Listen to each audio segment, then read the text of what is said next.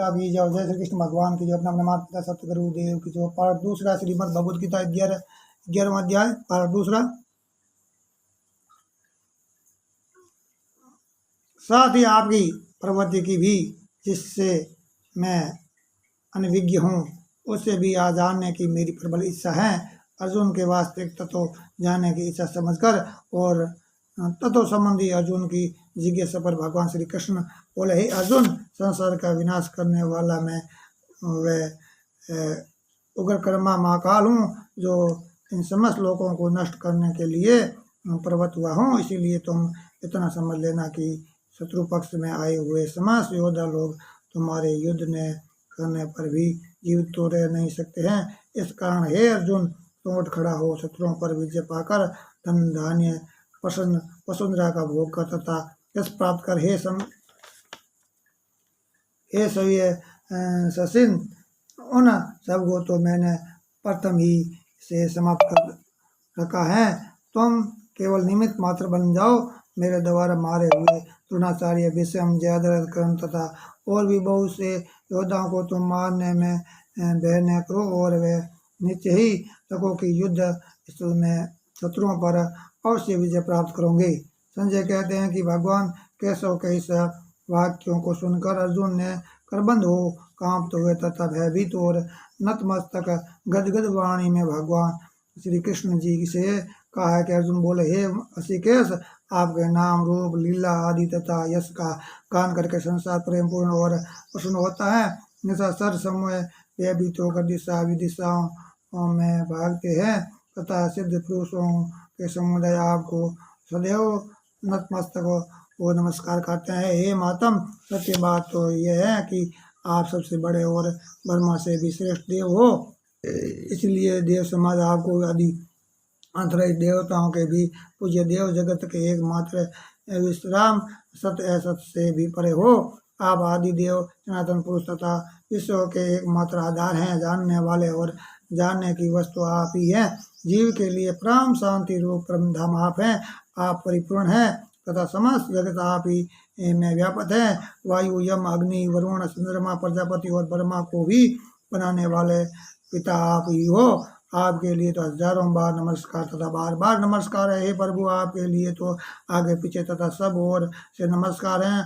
आप ही समस्त जगत के व्यापक तथा पराक्रमशाली हैं और इसीलिए रूप है। आपके प्रभाव को न समझकर और सका मानते हुए, हे कृष्ण, हे यादव, हे सके, ऐसा जो प्रमाद प्रेम अथवा हास्य में भी जो का है तथा सोने बैठने भोजन काल में अथवा अकेले या मित्र मंडली के मध्य भी जो मेरे द्वारा कभी आपका अपमान हुआ है तथा सब अपराध का अचिंतनीय प्रभाव वाले आपसे मैं क्षमा चाहता हूँ।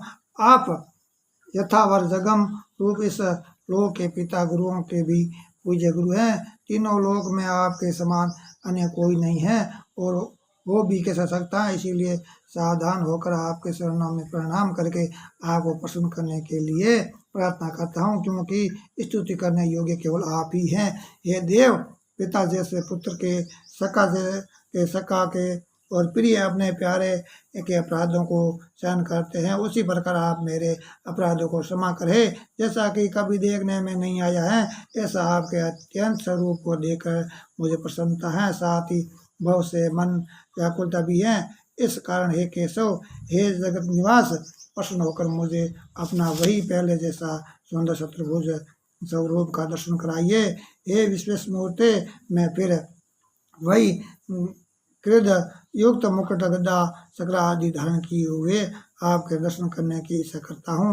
अतः हे माँ सहस्त्र बहु, कृपा कर आप वही स्वरूप धारण करें। भगवान श्री कृष्ण अर्जुन की स्तुति को सुनकर बोले हैं, हे अर्जुन, मैंने अपना दिव्य और तेजोमय स्वरूप जो सबका आदि कारण और असीम है, अपनी योग शक्ति के प्रभाव से ही तुम्हें दिखाया है, जिसको तुम्हारे आंतरिक किसी अन्य न्याय से पूर्व कभी नहीं देखा है। हे कुरु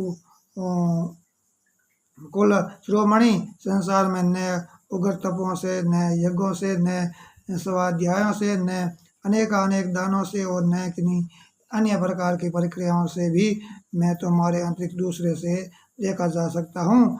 और अब तुम निर्भय होकर अपने इच्छित उसी मेरे शत्रुभुज स्वरूप को पुनः देखो, जिससे कि इस विकराल विराट स्वरूप के दर्शन से उत्पन्न हुई तुम्हारी व्याकुलता भी न रहे और विमूढ़ता भी मट जाए। इससे आगे का और भी वृत्तांत सुनने की धृतराष्ट्र की इच्छा समझकर संजय ने कहा, हे राजन, भगवान ने उपरोक्त वाक्य कहकर अपना चतुर्भुज रूप दिखाया तथा महात्माओं जैसे सौम्यतापूर्ण शब्दों में भयभीत अर्जुन को धैर्य प्रदान किया है। अर्जुन भगवान के सुंदर स्वरूप का पूर्णवतः दर्शन कर कहने लगा, हे जनार्द, मानव रूप का दर्शन कर अब मैं स्वस्थ चित्त और शांत हो गया हूँ। तदुपरांत भगवान बोले हैं, हे अर्जुन, ये चतुर्भुज स्वरूप जिसे तुम देख रहे हो, देखने को तो अत्यंत दुर्लभ है, और इतना ही नहीं, देवतागण भी इस स्वरूप के दर्शन की नित्य अभिलाषा रखते हैं। सत्यता तो यह है कि न देवों ने न तप और न दान, वेदों ने तप न दान तथा न यज्ञों से ही मेरा ये स्वरूप देखा जा सकता है जैसा तुम देख रहे हो। हे अर्जुन, मेरे इस चतुर्भुज स्वरूप को प्रत्यक्ष देखने, विवेक से जानने, प्राणी मात्र अथवा संसार की प्रत्यक्ष वस्तु में प्रवेश करने को और एकाकारवर्ती से प्राप्त होने में केवल मेरी अनन्य भक्ति ही मूल कारण है। अतः हे पांडव, जो सब कुछ मेरा ही है, ऐसा विश्वास कर मेरे ही लिए समस्त कर्मों को करने वाला, कुसंग से दूर रहकर प्राणी मात्र से वैर भाव रहित होकर तथा मेरे ही में अनन्य भक्ति रखने वाला वही व्यक्ति मुझे प्राप्त कर लेता है। जय श्रीमद् भगवत गीता की जय। अपने अपने माता पिता सतगुरुदेव की जय, सनातन धर्म की जय। तो दोस्तों, यह था 11वां अध्याय सुनकर आपको कैसा लगा है। दोनों भागों में इसलिए किया कि वीडियो बड़ा हो जाता है, लोग देखते नहीं है पूरा, इसलिए मैंने दोनों भागों बनाया है। क्षमा चाहता हूँ, और कोई शब्दों में त्रुटि भी रही है उसके लिए मैं आपसे क्षमा चाहता हूँ। और ज़्यादा से ज़्यादा हमारे लिए जुड़े रहिए हमारे साथ। उस वीडियो को लाइक कमेंट शेयर करें, यूट्यूब चैनल को सब्सक्राइब कर दीजिए, पेज को फॉलो कर दीजिए। बांका राम पर जाकर सुधावे। जय श्री कृष्ण, राधे राधे, हर हर महादेव की जय।